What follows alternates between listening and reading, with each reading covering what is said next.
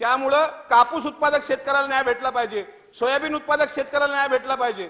रविकांत तुपकर शेतकऱ्यांचे नेते आहेत, त्यांनी आता अधिवेशनावर मोर्चा आणला होता। त्याचं कारणच असं होतं की कापूस उत्पादक आणि सोयाबीन उत्पादक शेतकऱ्यांच्या कवडीमोल तो जर माल विकला जात असेल तर शेतकऱ्यांवर आत्महत्येशिवाय दुसरी पाळी नसणार आहे। आपल्या विदर्भामध्ये दररोज 14 शेतकऱ्यांच्या आत्महत्या होतात। आजपर्यंत 1.5 लाख शेतकरी आत्महत्या करतात। हे कुठल्याही राज्याला मला असं वाटते न शोभणारं चित्र आहे। कृषी विद्यापीठ आमच्या अकोल्यामध्ये आहे, पण त्या कृषी विद्यापीठाचा फायदा सुद्धा सर्वसामान्य शेतकऱ्यांच्या फारशा हिताच्या दृष्टिकोनातून होताना दिसत नाही। समृद्धी महामार्गावरच्या मॉलचा मग विषय निघाला। माझी प्रामुख्यानं मंत्री महोदयांना विनंती आहे की या समृद्धी महामार्गावर भविष्यात जे मॉल होतील इथं शेतकऱ्यांच्या मुलांनाच प्राधान्य असलं पाहिजे। मी महाराष्ट्राच्या कृषी मंत्र्यांचे मुख्यमंत्र्यांचे आभार मानतो की विदर्भाच्या शेतकऱ्यांवर 2017ची छत्रपती शिवाजी महाराज कर्जमाफी योजना जी होती, अनेक शेतकरी त्या लाभापासून वंचित होते। त्याचं उत्तर सुद्धा काल कृषी मंत्री धनंजय मुंडे साहेबांनी दिलं आणि आपल्या या शेतकऱ्यांचं कर्ज माफ करण्याचा निर्णय काल आपल्या सरकारने घेतला। मात्र त्याची अंमलबजावणी तात्काळ व्हावी ही सुद्धा सरकार म्हणून मला सरकारचा घटक म्हणून माझी अपेक्षा आहे। अमरावती विद्यापीठामध्ये राष्ट्रसंत तुकडोजी महाराज अध्यासन केंद्र सुरू व्हावं याकरता स्वतः अर्थमंत्री अजितदादांची मी भेट घेतली। त्यांनी तात्काळ 3 कोटी रुपये त्या ठिकाणी मंजूर केले।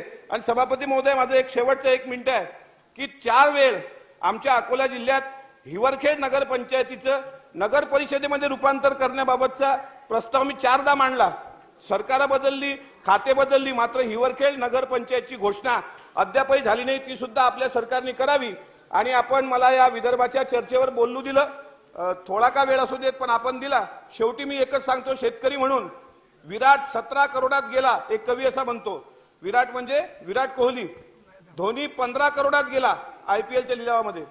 जगाचा पोशिंदा मात्र झाडावर लटकून मेला।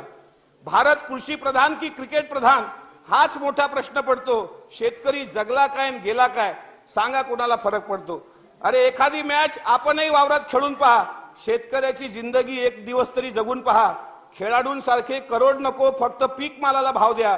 कृषी रत्न कृषी भूषण नको, फक्त शेतकऱ्याला मान द्या। ही शेतकरी म्हणून मी मायबाप सरकारला विनंती करतो आणि माझ्या विनंतीला हे सरकार अत्यंत गांभीर्यानं घेईल। आणि ज्या दिवशी चंद्रकांत दादा पुरवणी मागण्यांवर चर्चा झाली त्या दिवशी मी स्वतः प्रस्ताव मांडला होता की शेतीला आमच्या जर सर्वात मोठा त्रास असेल विदर्भाच्या खारपान पट्ट्यातला शेतकऱ्याला तर तो आहे वन्यजीवांचा। आपण एखादी योजना कमी जास्त करा, पण मागेल त्याला शेततळं जशी आपल्या सरकारची स्कीम आहे तसं मागेल त्याला शेतीचं कुंपण ही योजना आपल्या कॅबिनेटमध्ये मंजूर करावी। आणि शेतकऱ्याच्या शेतीचं रक्षण होण्याकरता वन्यजीवांपासून शेतकऱ्याला शेताच्या कुंपणाची योजना आपल्या पुढच्या कॅबिनेटमध्ये त्याची मंत्रिमंडळात मंजुरी घ्यावी, एवढी मी शेतकरी म्हणून विनंती करतो। आणि आपण या विदर्भाला न्याय द्याल अशी अपेक्षा करून थांबतो।